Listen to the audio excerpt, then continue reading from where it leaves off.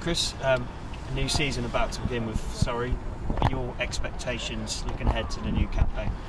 I mean, from a personal level, just looking to get out there and play and just enjoy myself, express myself with the ball. I had a pretty frustrating winter personally. I haven't played a great deal of cricket even though I was over in Australia. So looking forward to getting out there and playing some regular cricket. And as a team, I think we're just looking to get out there and really express ourselves. We've got a young side, a young squad, a new coach. Obviously, Graham's coming back as captain. So there's an excitement about the group. And I think having been relegated last year, it's time to go back into Division 2 and for guys who really express themselves. And you mentioned the winter there. Do you still have obviously ambitions to get back in the England shirt this summer as well?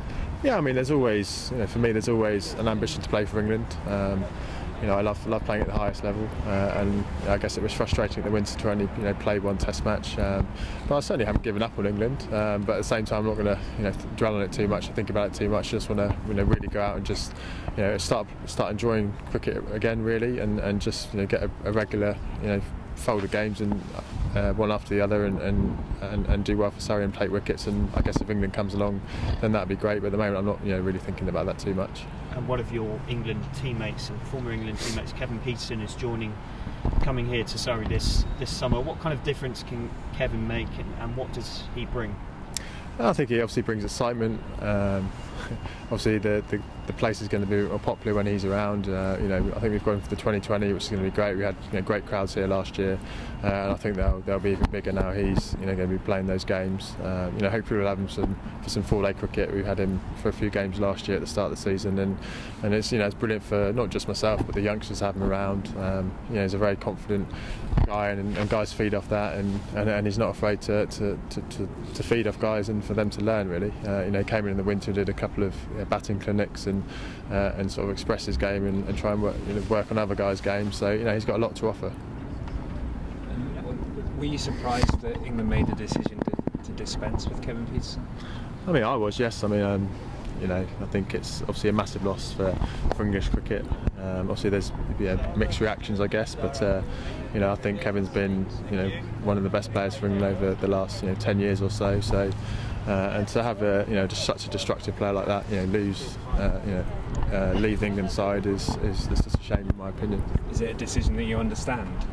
I mean, not really. I mean, I think obviously I don't know the ins and outs of what's happened, but I'm sure that Kevin was just trying to be honest in his opinions. But obviously there's been things that have happened over the years, and I guess the ECB have come to a decision where they want to move on and try new players, and that's their decision. But it's just a great shame for the world of cricket. Kevin is one of the best players, not just in England but around the world. So I think it's just a great loss not to have him on people's televisions and playing the international game, which obviously people watch the most. There were reports of dressing room coming-togethers and things like that. Can you comment on those? Did you see? No, I mean, I'm not going to go into that too much, but I think from when I was there, Kevin was just trying to voice an honest opinion, and that's it. And that's it, really. That's all I'm going to comment on, really. How big a boost is it to have Graham Smith available for the whole season, fitness permitting? Yeah, I mean, it's brilliant. Obviously, we were expecting to have him, last year for the whole season, and it was restricted to sort of 3 or 4 weeks, which was a great shame, and it was a big sort of blow to the side when he had to go home. And not just to lose him, but his having him as captain as well. Guys really had sort of just started to accept his leadership and him taking on that role, and to have someone like that in your side at any point, whether it's Kevin or Graham, it always just lifts the guys. So it was a bit of a blow, and obviously the run of results we had sort of went from worst to worst, really. So it's an exciting season ahead for us, even though it's in Division 2. I think guys have learned from last year how hard Division 1 really is, and hopefully can go in Division 2, really express themselves, and if we do get ourselves back into Division 1, they'll know what to expect next year or the year after, whenever we do get back up there. Were you surprised that Graham chose to retire from this? A little bit, yeah. It was a bit of a surprise. He's still pretty young as a batsman, but that's his decision. He's people forget that I guess he's played the game for so long, and he's captained pretty much his whole career as well. So he's had a fantastic career, and he'll go down as one of the greats, not just in South African cricket but around the world. So fair play to him, and it can only be sort of Surrey's gain, and it's very exciting to us to have his full commitment to Surrey, really. But yeah, it was a shock, and whenever a great player like that leaves the game, especially at 33 or whatever he is, you feel that they've always got a few more years left in him. But obviously the time for him is right, and by the sounds of it, he wants to spend more time with his family, and you can understand that. Graham struggled against Australia.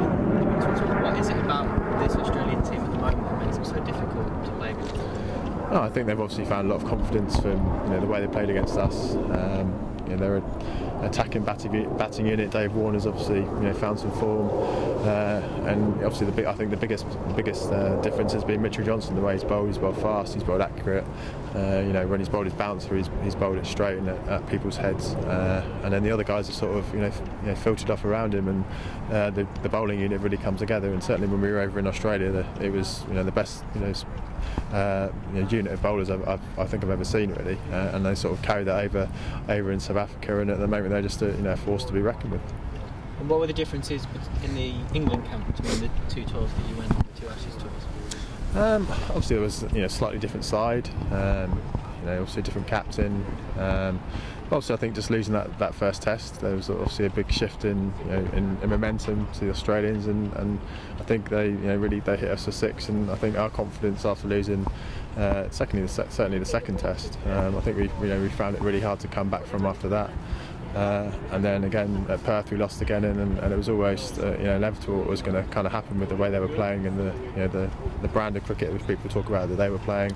They were aggressive, and we just found it hard to respond. And along with losing likes of Jonathan Trott and Graham Swan retiring, it was tough work for the guys, but at the same time it gave a couple of players like Ben Stokes etc. the chance to shine. So yeah, I guess you can take a couple of positives from it, but over it was a tough tour for everyone. Yeah, because David Saker's under a bit of pressure now as well. What's your thoughts on how David can continue in the role, and what's your experience of working with David? Yeah, I wouldn't put it down to David really. I mean, obviously he's done very well with England over the years. And I think guys that are bowling at that level, at the top level, they know their games pretty well. Obviously he plays a slight hand in that. But I think it's more as a bowling coach as well. It's more the tactics you use and those sort of things. And I just think guys just didn't bowl as well as they could have done. I think guys got better throughout the tour. Certainly likes of Jimmy Anthony. He was certainly bowling better at the back end of the tour. But that can just sometimes happen through rhythm etc. But no, I think David Saker's done a great job over the last 3 or 4 or 5 years or whatever it's been. And I think it'd be a shame to lose him just because we've lost a few test matches. It doesn't make him a bad coach overnight. So hopefully they stick with him and keep going.